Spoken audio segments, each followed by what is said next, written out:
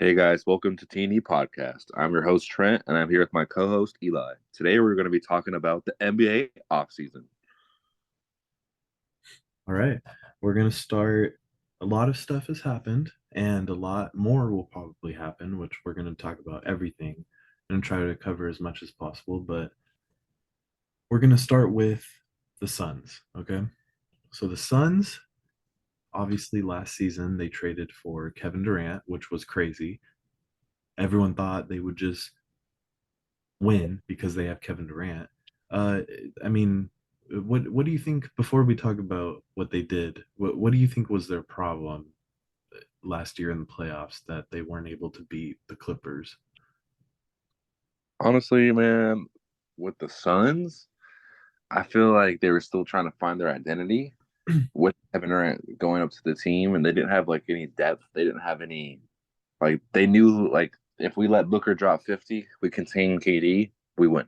Yeah, Or like it was a 1-2 punch, but that's literally all they had because Chris Paul was not playing, and so that was a really big part of the team.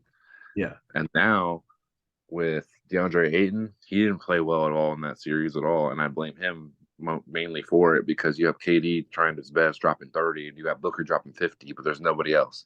yeah, So in that Clippers team, Russell Westbrook played amazing, and when Kawhi and PG didn't play, but when Kawhi played, he dropped 30 on them, yeah, and they couldn't be stopped. Westbrook averaged 23, 7, and 5 in that series, yeah. and they didn't have an answer for him. And I made a mistake. They didn't lose to the Clippers. They lost to the Nuggets the next round. Yeah, Um, they I think they struggled against the Clippers, and if Kawhi was healthy, they would have lost. But that my bad. They ended up losing to the Nuggets in the next round, and that was just it. It didn't. They won two games. The Suns won two games, but didn't seem. It seemed like the Nuggets were just in control of that the whole time. DeAndre Ayton played terrible. Yeah, I he blame played him. even worse in that series. Yeah. I blame him. Okay, so what did the Suns do to address their problems this offseason, Trent? They trade all their depth that they had left away for Bradley Beal. Yeah, they got a regressing star to help them.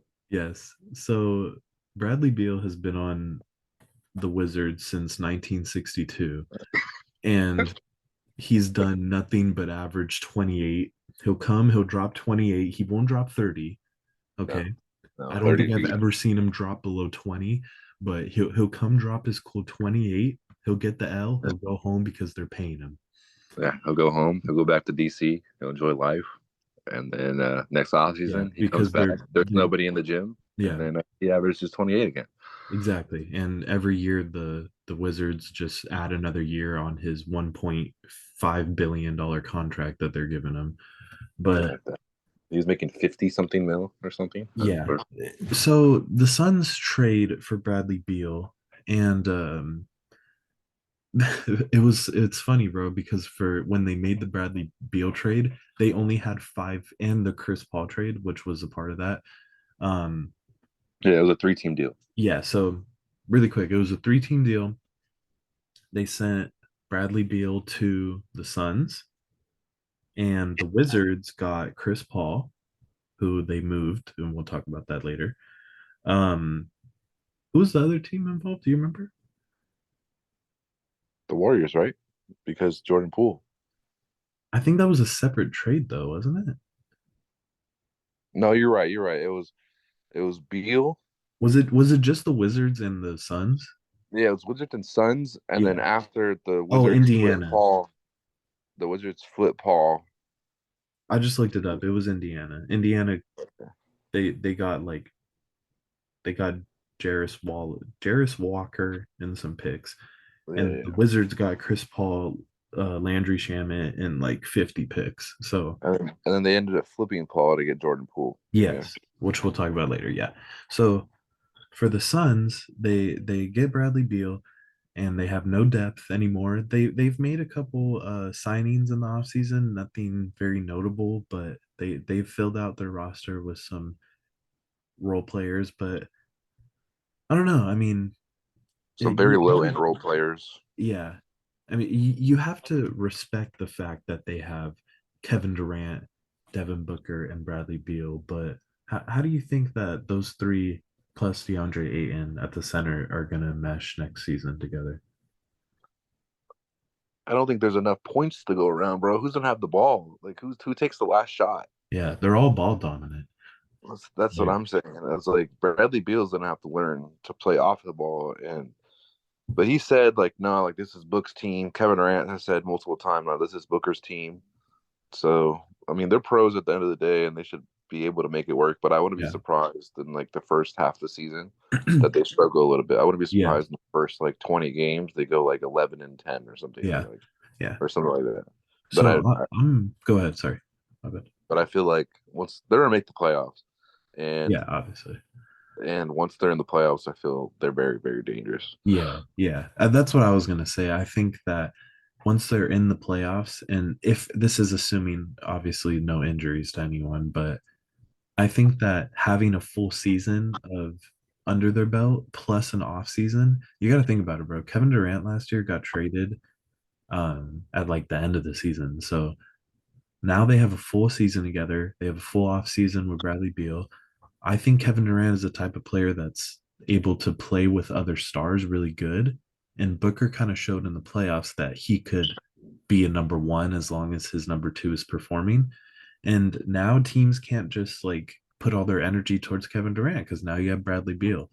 So Yeah. I think their ceiling is really high. I think their ceiling is definitely a championship because you just have to respect them together. It's But championship or bust. yes, their floor is also really low because they have no depth and one injury to one of those three teams just basically knocks them out. Yeah, those three players. Three Yeah, yeah. players, sorry. Yeah, not teams. Um And DeAndre Ayton needs to step up, man. he does. That's another huge thing. Also, sorry, really quick, they lost Monty Williams. They fired their coach Monty Williams and Yeah. they hired Frank Frank Vogel. Vogel, who is the ex-Lakers coach, who has won a championship before, and he is a defensive-minded coach, which that team actually needs because they have a lot of offense and very little defense. Yeah, I agree. Uh, 100%. And then they did bring in Eric Gordon on the mid level, yeah, which is a they good signed veteran Eric on Gordon. defense. That was a pretty solid pickup. Yeah, I like that. They'll probably end up starting him. Yeah, but then the rest is just kind of like I don't know what they're doing. It's just minimum deals. Yeah, I'm not scared of their bench at all. Their second unit would be people that you've never heard of, probably. You're gonna have to have one of the three in the game at all times, unless you're getting Yeah, blown. Unless like you're either getting blown out by 30 or you're blowing them out by 30. So yeah, exactly. But all right, well, that's the Suns. Now, another team that made a huge deal in the offseason was the Celtics. They traded that was crazy. that was crazy. That like kind of came out of nowhere.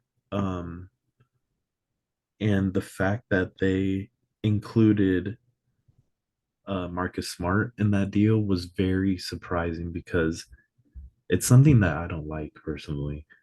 But really quick, the full trade is Kristaps Porzingis went to the Celtics. Marcus Smart went to the Grizzlies, and Tyus Jones and picks, I believe, went to the Wizards. So Yeah, three teams to talk about here, but let's start with the Celtics getting Kristaps and losing Marcus Smart. What do you think about that? the Celtics lost their heart and soul in that team, but I understand why the Celtics did it because Porzingis, Jalen Brown, Jason Tatum, I feel like that works, and like this gives them another big body because Al Horford's getting another year older. I don't like Al Horford at all. Yeah, Robert Williams is injury prone. You can't he can't give you more than 40 games a year, and so Porzingis has had his injuries in the past, but Porzingis averaged 22 and 9 last year on the Wizards. yes, And he still proves that he can still score, and Tatum and Brown could use him a lot. You see that. And them getting rid of Marcus Smart is just a Celtics. Like he loves the Celtics, and he was very sad that I think everyone was sad that he left. But yeah, then they look at their bench and they're like, okay, well, we have Brogdon, we have Derek White, we still have guards, exactly. Yeah, and so we're like, we can give up a guard to get Kristaps Porzingis. yeah. So Um, yeah, I agree. I think that it was a very like difficult move to make because you do give up your heart with Marcus Smart. But I think at this point, bro, I think you made really good points, and it's kind of making me look at this in a different perspective. The Celtics have had this team together for years. And at this point, bro, if Tatum and Brown aren't embodying what Marcus Smart was giving already, as a leadership role, then what are Yeah, you even doing having these stars on your team, They have yeah, they have had their culture for years with Marcus Smart, like 6 years. So if they can't carry it on without him, then they're not superstars, like they want to be, because that's what superstars do. I like the fit with Porzingis on the team. It's a little confusing because Tatum is labeled as a power forward and Porzingis is also a power forward in my opinion, but I guess they're gonna probably play him at center. Um, which yeah, actually probably works really good. Good. yeah. I can kind of see that. Or you run Horford at the five, Yeah, God at the four, Tatum at the three, Brown at the two, and then which is a big lineup. yeah, they're I don't know how you're gonna score. It's a lot of wingspan. I mean, I think Porzingis is gonna, when Tatum and Brown are in the game, he's gonna have a very minimal role on offense. He's probably just gonna be like a spot up 3-point shooter, which is probably what they needed, maybe, I guess. I don't know, but I still, I mean, obviously the Celtics you have to respect them because even though they had a very disappointing season playoffs last year and they lost the Heat, I think that adding Porzingis, if they stay healthy, that's pretty scary. The potential for that is pretty scary. Yeah, they're the title favorites in the East, in my opinion. They are. They are. They have to be because they kept everyone together, and it was basically Marcus Smart for Porzingis, and it's like I guess that'll maybe Celtics fans don't like that as much, but on paper it looks better probably. Yeah. Um. All right. So moving on, a team that probably most of our viewers are fans of, are the Lakers. And the Lakers made a lot of moves this offseason, They've been building on the moves that they made last season at the trade deadline, which I loved every single move that they made. But the Lakers made a lot of moves. They brought in Jackson Hayes, athletic big man. He's young. Yep. They brought in Cam Reddish, athletic wing. They brought in Yep. Terrion Prince, 3-and-D minded guy. They Yep. brought in Gabe Vincent, that elite scorer off the bench. Mm-hmm. They re-signed Roy to a 3-year 51 mil. They re-signed Austin Reeves to a 4-year 56 mil, which is not an overpay. Yep. So you brought in all those teams. You re-signed D'Lo. D'Lo. Yeah. You re-signed. So you have your core. You have they re-signed Bando, and so you brought back your core. You brought back in these key role players, and they're actually like, okay, let's not trade away our whole bench and get another star. Let's actually have a team. Yeah, so like you just said, the Lakers are finally going in the direction that they need to be going, and they're not trading their whole bench for another star to try to fit with LeBron and AD. LeBron is going to add another year to his age. He's going to be older. We finally, I feel like we truly saw his age last season come into play. That was the first season where I was like, damn, LeBron's old, He's He, injured. he was injured. Hopefully he gets better this offseason. AD played, he was very up and down, and AD almost showed me that he can't lead a team by himself. But I think the Lakers ceiling this season is super high because they've I love I'm not a Laker fan at all. I'll tell you that right now. I'm not a Laker fan at all. My whole family and all my friends are Laker fans, and it annoys me so much how they are. But I'm not a Laker fan, bro. I'm your yeah, friend. I'm a Laker fan. you either. But Same. you can look at the moves they made and really love them. I love every single move they made. Jackson Hayes, great big man off the bench. I think he has tons of potential too. Um, Terry and Prince is a veteran with that plays tough, power forward, more size, exactly what they needed. Gabe Cam Vincent, Reddish. Cam too. Reddish, they signed Cam Reddish for a two-way deal or something like that. Are you serious? This like I am a true believer in Cam Reddish. He just needs the right scenery. Gabe Vincent, shooter, defender, professional. He was just in the NBA Finals. He has experience. And then obviously re-signing Roy and Austin Reeves, who were a huge part of their success last year. And then that's just the foundation. You obviously have LeBron and AD who need to stay healthy, but you're not relying on them too as much as you were at the beginning of last season if you're the Lakers. Yeah, I totally agree. I think they're going to be dangerous. I think they're going to be really, really, really good in the West. Yeah, me too. All right, moving on. We have the Raptors, the Rockets, and the Grizzlies. So a lot of connected moves that these three teams made. But starting with the Rockets got Van Fleet from the Raptors, right? The Raptors losing Oh, Van Fleet. overpay. Holy overpay. They're paying him like 50 mil a year or something insane. Um, And they got Dylan Brooks. Overpay. yes, the Rockets also got Dylan Brooks.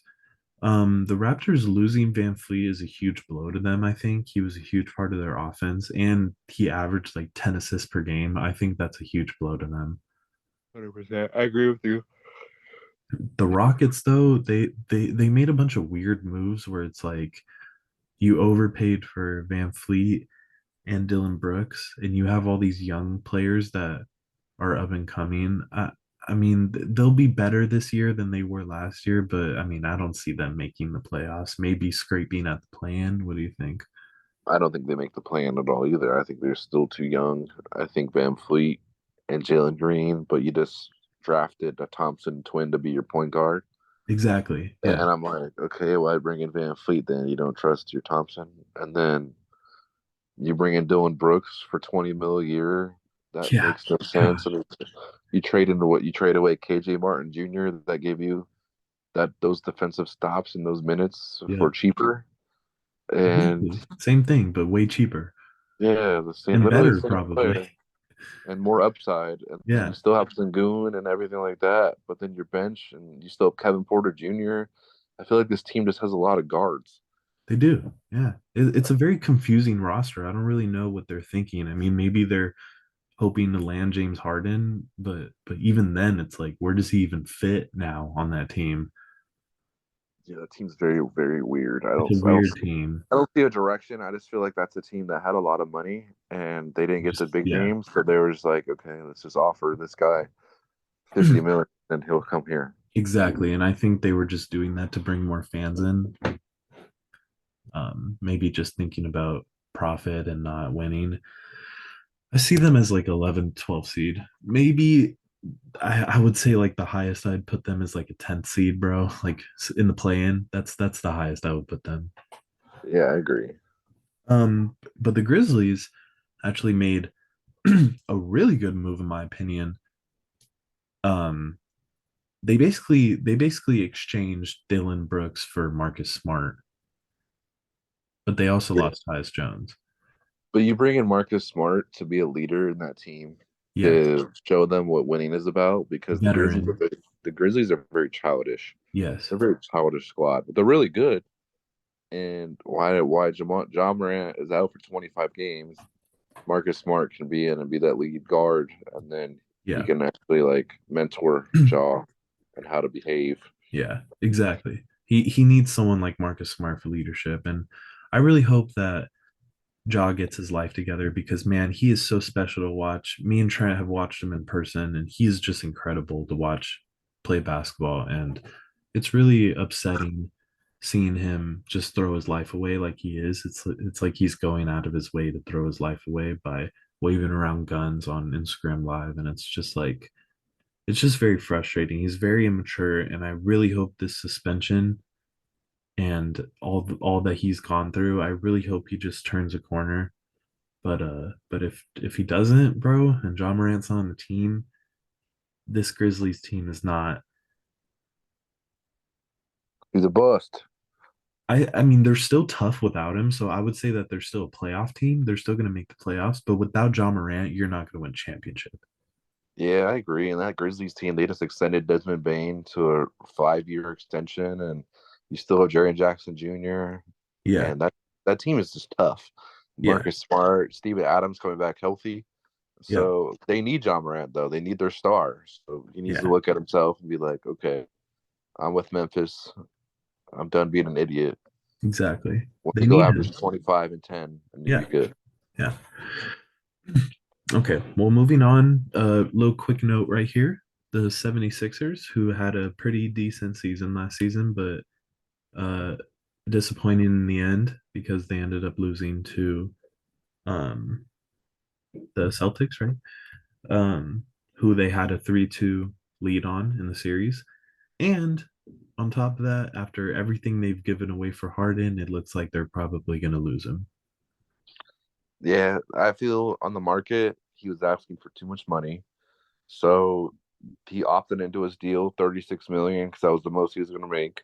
And he was like, "Oh, I'm still the top guy. This, and this. I don't need to take a step back." And then he's like, "Okay, I'm gonna go leave and I'm gonna leave Embiid, and he's gonna try to go to either the Clippers. He's gonna go.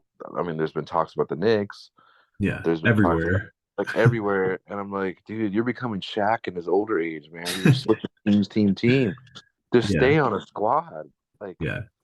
And he should stay on the Sixers because I thought he had a good season, actually. I think the Sixers should just build on top of what they had. But Harden is so caught up in his own ego. He thinks he's worth more than he is at this point in his career. And it sucks, bro, because I feel like if he stayed on the Sixers and accepted his role, he could really excel in that role. so why? But that's the NBA for you, and I just feel bad for Embiid. So the next 2 or 3 years, if Harden leaves, Yeah, don't be surprised if Embiid requests a trade. exactly. We're not going back to the process. Yeah, All right, moving on. We got the Knicks who actually made some good moves. yeah, Good they made a move. pretty yeah. Okay.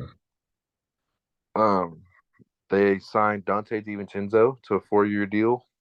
He went back. Villanova boys, Josh Hart, Jalen Brunson. They Yeah. traded away Obi Toppin. They were paying him a little too much money. They traded away for some second rounders Yeah. just to get off that contract to make up some room. Yeah. DiVincenzo gives you that guard that you needed, that just will lock down and give you that scoring off the bench. So now you have DiVincenzo, you have Josh Hart, two really good elite perimeter defenders. And Yeah. then now you have Brunson and Randall that can lead you. And then you have Mitchell Robinson down low. Knicks are looking kind of solid, man. They're Solid looking kind team. Solid team. Yeah. of, yeah.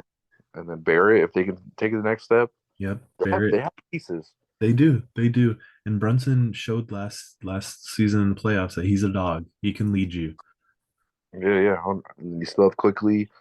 You still have. I mean, if Fournier wants to play again, I don't know what that guy's doing, but he's in the squad. I mean, I think Uh, he just likes playing in the Euro League or whatever, the off season for France. yeah, he's there, but we're rocking out. So that's what they did. Yeah, I like the Knicks. I think they did actually really well last season, making it to the second round. Jimmy Butler absolutely owned them, but hey, they had a pretty good year, making it to the second round for the first time in forever. So Yeah, I mean, um, Julius Randle went non-existent, but that's a huge problem that I think that they need to address. I don't think Julius Randle is a player that it's just in the playoffs he just shuts down. I just don't like him as a player, to be honest. But he'll have a good regular season and it'll fool you.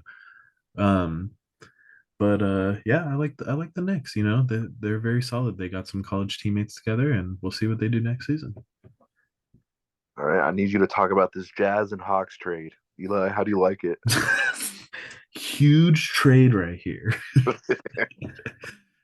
We get, so right here we have John Collins from the Hawks going to the Jazz for picks, I think, or Rudy Gay, and Rudy Gay. Yeah, 40-year-old. Why? it was basically the Hawks just abandoning the contract. But honestly, I'm gonna be honest with you, the Jazz had a very impressive season last year, and they were the first seed for a while, which was really wild. And it was on the backs of Laurie Markkinen, who has found a new role there, and Jordan Clarkson, who's finally able to like score as like a number one, number two, and Colin Sexton fit into his role pretty good. Yeah, Clarkson And does fine too. yeah, So and Walker Kessler, who was their rookie, had a very good season. So beast. adding John Collins to this team, it might fit in. You know, you move Laurie to the three, you put John Collins at the four, then you have Sexton in there and Kessler at the big, and they're not a Yeah, it's a team good that's squad. going to be scary, but It's a squad. yeah, Utah should be excited. They haven't been good in a while since Donovan yeah, Mitchell and Gobert left. So at least you yeah, have something. yeah. I think that this could be a play-in team. But yeah, um, all right, let's talk about the Heat. So the Heat lost. The Heat obviously just lost the NBA Finals to the Nuggets. They got 4-1, but very much farther than anyone thought they would be. I mean, they were literally 2 minutes away from not even making the playoffs, and they ended up going to the NBA Finals, which is insane. But they lost Max Strus and Jimmy Butler, who Max Strus signed with the Pacers, right? Pacers. yeah, they didn't lose Jimmy Butler. Sorry, Uh, what I said they Jimmy lost. Butler? Yeah, Gabe they Vincent, lost my Max. bad. They lost Max Strus to the Pacers, 4 years, 64 million, and they lost Gabe Vincent to the Lakers, 3 year, 33 million. They lost Gabe Vincent because they offered him way lower. They offered him like a 3 year, $20 million contract, and the Lakers offered him 33 million. Yeah, So I guess they just couldn't match it. And then Strus wanted too much money, and so yeah, those are two really like pieces that you lose. Those are really big ones. But I think we all know what they're trying to do because they lost Oladipo. They lost. They re-signed Kevin Love to the minimum. They're trying to get this man named Damian Lillard, yes. Dame Dollar. Dame Dollar, Dame time. Everyone in the world thinks that Dame is going to go to the Heat. Dame wants to go to the Heat. The Blazers want to make it happen. The Heat want to make it happen. I think it's just like a matter of when, not if anymore. So we're going to talk about the Heat like they're going to get Damian Lillard with the team that they have right now. What do you think about Lillard, Bam, and Jimmy as a top three right there, little big three? I think it works honestly because Jimmy gives you that competitive edge and will lead you to the winning. We saw if Jimmy got locked up that they didn't really have much scoring. It would be Strus and Gabe Vincent giving you that scoring. And Exactly. Yeah. so you have Damian Lillard that's very, very, very hard to shut down. I think he averaged like 30 points last season when he played. And he was on a Yeah. stretch where he dropped like 50, 60, 40, 35, 70. And like, I Yeah. was like, okay, like, yeah, 100% works.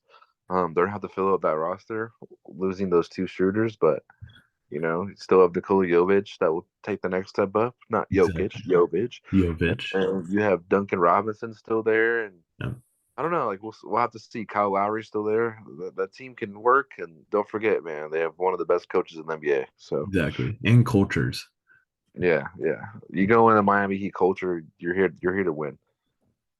I think having Bam, Jimmy, and Damian Lillard together is a huge dub because for all the reasons you just said, when it came down to the Heat, when Jimmy Butler was struggling on offense, they had nothing else. And I'm sorry, but Max Strus and Gabe Vincent, they got overpaid. You know, Gabe Vincent wasn't that bad, but Max Strus got overpaid like crazy. But to I think adding Dame to the that mindset, that culture, I think that they're scary, man. I would love that to happen, to be honest. I agree. I agree 100%. And that just leaves the Trailblazers now with an exciting future. If they were to trade Dame, which hopefully they are, they got Scoot, Anthony Simons, they got Shaden Sharp. That Yeah. team's pretty dangerous. That team's lethal. Yeah. Yeah. I mean, I like all the young pieces that the Blazers have. They just need to trade Dame for some good more young pieces and just move forward, you know? Yep. So now going to the Hornets, that they didn't make big moves. Yeah. They re-signed LaMelo to a $260 million a year Bag. Yeah. contract. Got a bag, but he's living it up. But he's living life. He Um, is. and he got Brandon Miller. Yeah. Brandon Miller. You drafted him over Scoot Henderson. You guys are idiots, but that's about it. No one really wants to watch Charlotte Hornets basketball. You guys brought back Miles Bridges that beats up women. Um, you know, if you're a Charlotte fan, go off, young king. I The Charlotte Hornets, baby. Let's go. don't. I have nothing to say about them really. They're going to be a bad team next year again, and you're just They'll be kind of the hoping at this point that LaMelo stays healthy and their pick turns into a superstar. That's what they're hoping for. yeah. And then Nuggets lose a big piece though. Yeah,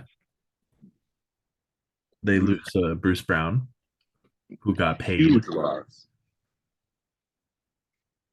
Mister 1-3 game lock. Maybe he'll hit 1-3 a game somewhere else now.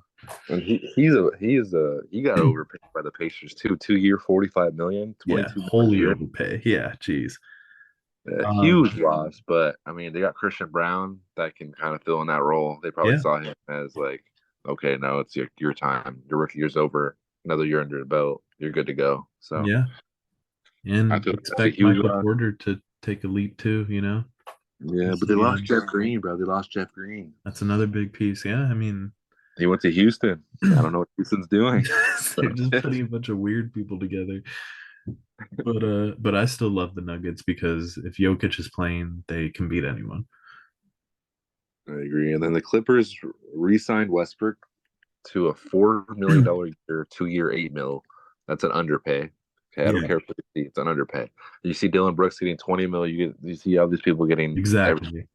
but he was the only one healthy in the playoffs. He averaged you 20 points a game when Kawhi and PG was out. But I mean, he just wants to compete. He wants to win, and he sees Harden trying to come in here, and so they're gonna need cap space. And so if they do get Harden, you're looking at a Harden, PG, Kawhi, and Westbrook off the bench, Plumlee, like Norman Powell. That team's good. Yeah, yeah, I like that. And the Warriors get Chris Paul for Jordan Poole, bro. How do Yeah, you that like that? was that was such a weird trade. I mean, the Warriors traded away. So the Warriors trade Jordan Poole for Chris Paul. I don't really understand it because Jordan Poole I feel like was a big part of them winning that championship that year, and Chris Paul is like 54 years old. So and what is he like 5'2"? So I don't. No, I'm just kidding. But Chris Paul obviously is one of the greats, and he's a great point guard. I just, in my opinion, looking on paper, like you can't really play Curry and Chris Paul at the same time. Yeah, So that's CP's in where it gets a hard. yeah, I don't know. We'll have to see that. That's just a weird team going on over there. Yeah. Um, so I mean the Mavs didn't really make any moves. They brought in Matisse Thybulle that was just right now, I think. And then That was yeah. yeah, and then they re-signed Kyrie, which I hate because it just showed they already showed last season that they don't work him and Luca don't work together. So I don't really know what they're doing. But I guess that's all I got to say is like I guess. I guess. I mean, I feel like they messed up last year by bringing in Kyrie, so they're kind of just doubling down on their decision, and it's just not going to work. Well, because they traded away Brunson and Yeah, they traded away Brunson, they traded away Porzingis, they traded away all these players, and everyone. Yeah, I just have with Kyrie and Luca, and they'll be surprised when Luca requests a trade. So exactly. Yeah, he's probably going to get super mad, but um, the Spurs not really much to talk about, but they did draft Victor Wembanyama, who is going to play tonight. I think he plays tonight, and then the Yeah, Thunder play tonight too, and then the yeah, Grizzlies. yeah. We'll see how Victor looks. I mean, I don't know. It's kind of one of those where I have to see him play against NBA, but I am worried about injuries when I think of him. So Yeah, I yeah, mean, but generational talent, man, generational talent. We'll have to see. 7'6", and we'll see how he does. yeah. I mean, he could. They hype him up so much, so we'll see what he does. All right, how do you like your Bulls off season? Since you're a Bulls fan, I'm a Thunder fan. We're gonna give you a quick rundown of our teams, and Yeah, that'll be our NBA off season episode. yeah. All right. Well, the Bulls didn't really do anything, but they re-signed Kobe White, which was actually a good contract. I liked it. Nikola Vucevic, they re-signed him. I don't like it, but I mean, gosh, whatever. They didn't overpay for him, so it was okay. They also signed Javon Carter from the Bucks, who was pretty solid pickup, and they got Torrey Craig from the Suns, who are actually very two solid pickups. And they're keeping Andre Drummond, and they're keeping their basically their whole team together. So the Bulls are just running it back with two new role players, and I think that their ceiling is like a 6 seed, and their floor is like A 12 seed. playing, yeah, like I just don't know what they're doing. Those players don't fit in together, and it's been so evident. So as a Bulls fan, I'm upset, but hey, man, I'm still gonna support them, and I'm still gonna cheer for them. Now you're looking at my Thunder. All right, we got a young core being built right now. We got SGA averaging 35 and 5. Yeah, We got Josh Giddey, elite playmaker. We got Chet Holmgren coming back. We got the two Jalen Williams. We traded for Patty Mills, electric off the bench. Patty Bill. Okay, Walk. We got yeah. Oladipo. We, that's injured. Can't even walk. But all right, we like it. We got more picks. So we already have like 50 picks, but we got more. And then we signed 2 Euro League MVPs. I don't know there was multiple MVPs in the Europe, but we signed two of them. And that's the squad, man. And we drafted Cason Wallace, elite perimeter defender that can't play in the summer league because the trade hasn't been officially like there yet, Oh, or really? Huh. it's true. That's why he hasn't played. And that's why you won't see the Dallas guy playing either because the trade is still being processed or something like that, and whatever. But that's what the Thunder's doing. Yeah. All jokes aside, I really like your Thunder, and I think Shea is a beast, and I think that another year of all these young players that you have on your team, another year in the NBA is really going to do them good. And I could honestly see the Thunder being a fifth or sixth seed next season, easy. I think they're. I think we're gonna rock with the 6, 7 seed. Yeah. Um, I think 6 seed. I think Shea's gonna lead us, and I think if Chet plays 25 minutes a night, gives us like 10 and 7 as a rookie, I don't think that's bad at all. So Yeah. Yeah. Pretty good. But all right. All right. Thank you everyone for listening. That was our NBA offseason guide. And make sure to like the video and subscribe. We're going to try to be posting videos every Wednesday. So thank you guys for listening. Until then, see you guys next time. peace.